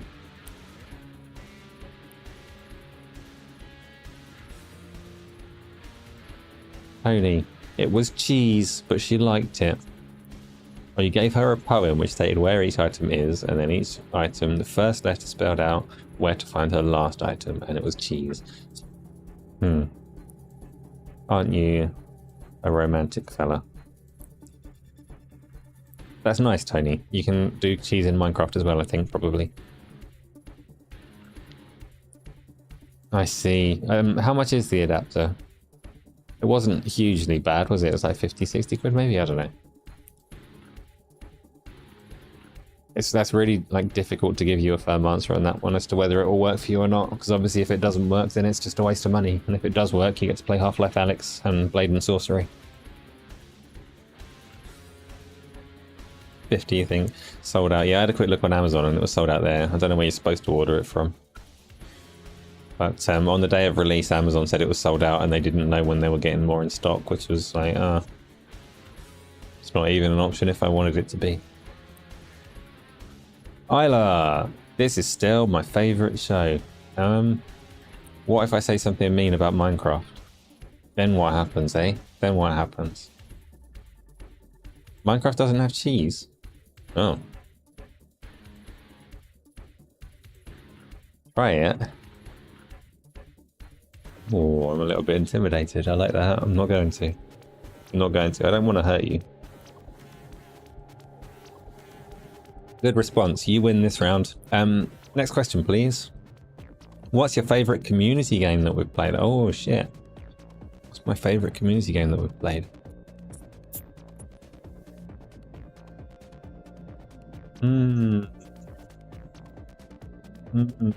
Sometimes game's not so important as the company. Wow, all times really.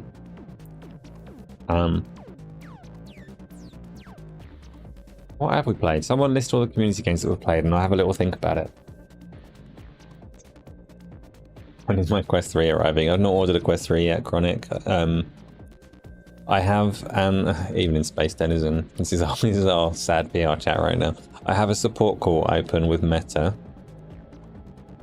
to see if they can give me anything to fix my Quest Pro, or like even if it's a paid repair, it should be cheaper than getting a Quest 3. They say that they respond within 2 business days. And business days don't cover the weekend, so I'm going to need to wait until at least Tuesday just for them to start talking to me. Most likely we'll find that it's not fixable, and and then I'll order a Quest 3 on credit on Wednesday. I don't know for sure, actually. Did I get the PSVR 2 adapter? No, I didn't. Have you used Space Denizen? Just to, like, for the sake of trying it? Forza, Rocket League, Party Animals, Among Us, Fall Guys, Pummel Party, Mario Kart, Call of Duty. Yeah, Party Animals is my favourite. So Space Denizen, my current situation is my Quest Pro. I've got into a situation now where I can actually do VR at the weekends. I was going to do some Saturday and Sunday virtual reality stuff last weekend, and I put the Quest Pro onto my face and it won't boot up. It just gets stuck on the Meta logo in a loop of booting.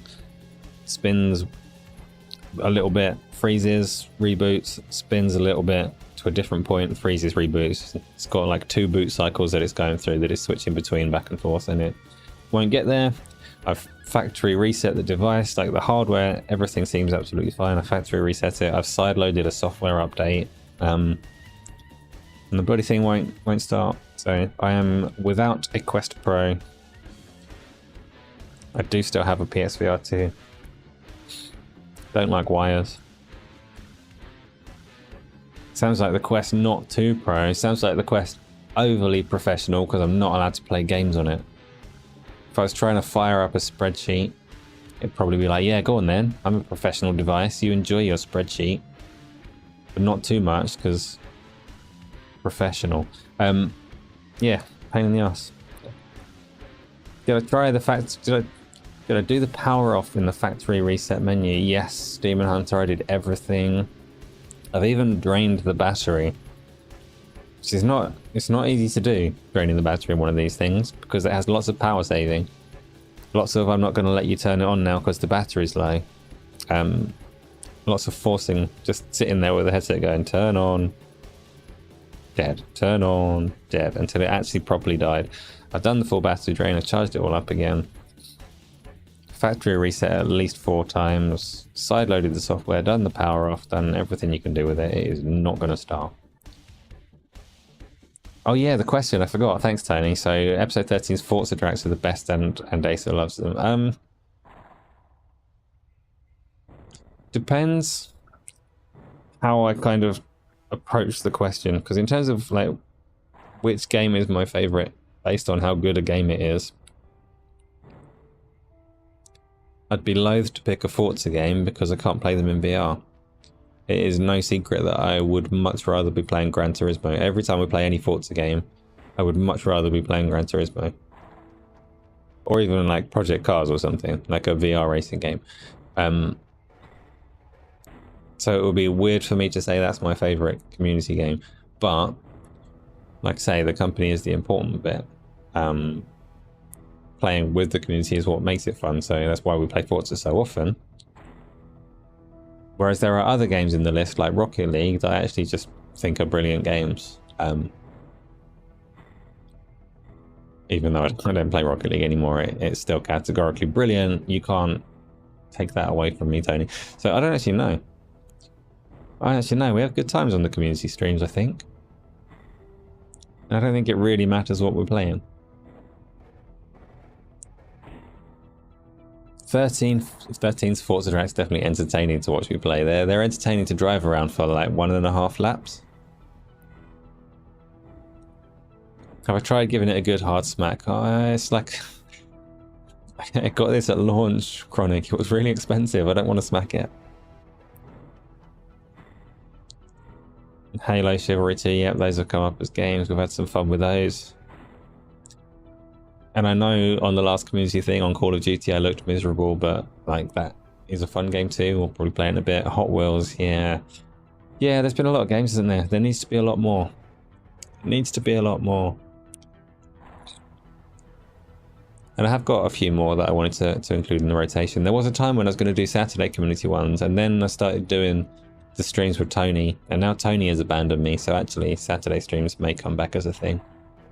Might be able to get more games in. I don't know, it's difficult to balance it all. Very difficult. There's also, if it's not clear, there's like an open hanging question over the timing and nature of podcasts on the channel. that won't be resolved for at least 2 or 3 weeks before I really know what's gonna happen with those and when they're gonna be and whatnot going forwards. So that's just how those are at the moment. But like I said earlier, all the community stuff, nothing's changing. That's gonna get stronger and better all the time because I like it, and well, make sure that it keeps going and stay strong. Not abandoned, just relocated. Yes, Tony, but abandoned the Saturday slot. I wasn't saying that as a dig at you. I totally appreciate that you want to spend some time with your family on a Saturday afternoon. That is very wholesome, and I'm glad that you're doing it. Wait a minute. Isla, guess how I furnished my potato? This is a trick question because you don't have a potato. Like, you never have a potato. That's not a thing you ever say, oh, I'm eating a potato. It's a trick question because you've got jam on toast and slender broccoli. Whatever it is, long broccoli.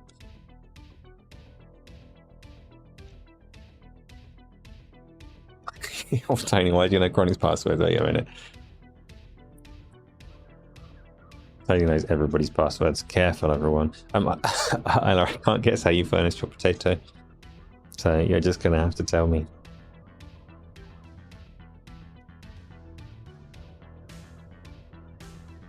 Hope it was good. Oh, I think I'm hungry. I lost the chat. Here it is. You're going to tell me 3 truths and a lie? I hate that game. It's okay that you're doing it, though, not me, though. If you asked me for 3 truths and a lie, I would hate it. When I started this job that I'm doing at the moment, on the first like induction day, there were like 5 of us in the room, and they made us do the typical stuff you'd expect where you have to introduce yourself, but as part of it, because it would be fun, we had to do 2 truths and a lie about ourselves. And it sucked, but there were 2 people in the room when I started this job. There were 2 people who, the things you had to say about yourself were like your name, what department you're going into, what job you're going to do, and then you had 2 truths and a lie on. 2 of the people in the room, just on the first set of questions, they knew their names, they didn't know what departments they were going in, and they didn't know what jobs they were doing.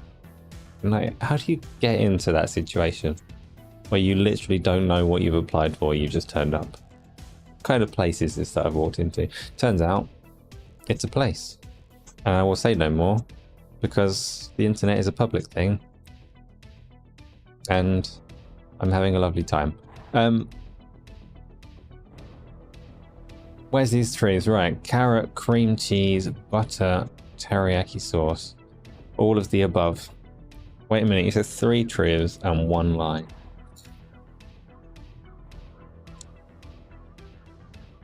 You don't have cream cheese. You have carrot, butter, and teriyaki sauce. That would be a terrible potato. So you don't have... You wouldn't have... Or does teriyaki sauce go with cream cheese? Maybe. Are you a weirdo that doesn't butter your potato? No.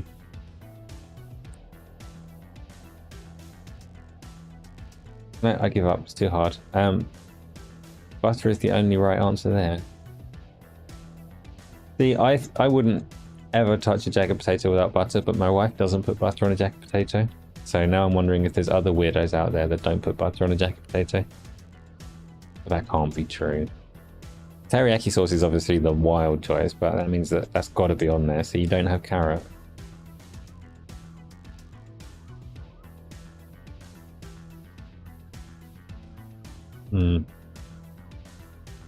Carrot is real. I don't like this game. I give up. End stream. Thank you everybody for coming along. There will be games in the near future, but I'm going to have something to eat first.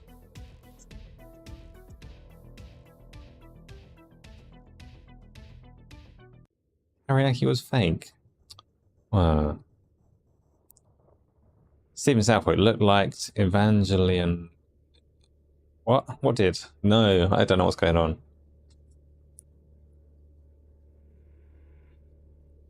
What did? This one needs context, Stephen, so I don't understand the question.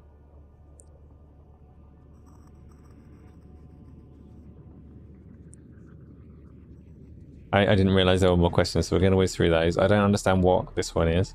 I know what... Oh, I didn't know that the anime has mechs. Okay, that makes sense. I know it has the name of an anime, but I've never seen it. Don't know anything about it. But that makes sense. You were talking about the Gundam stuff. Now I have the context. Thank you for that. I'm assuming that one was supposed to be in the text and not as a question, which happens all the time. Next one. Everyone's abandoning. They're all going because I said it was the end, which it is. We are at the end, but if there are more questions, I do need to get to them because that's the promise. No, that was the last one. We're done. What? Finish.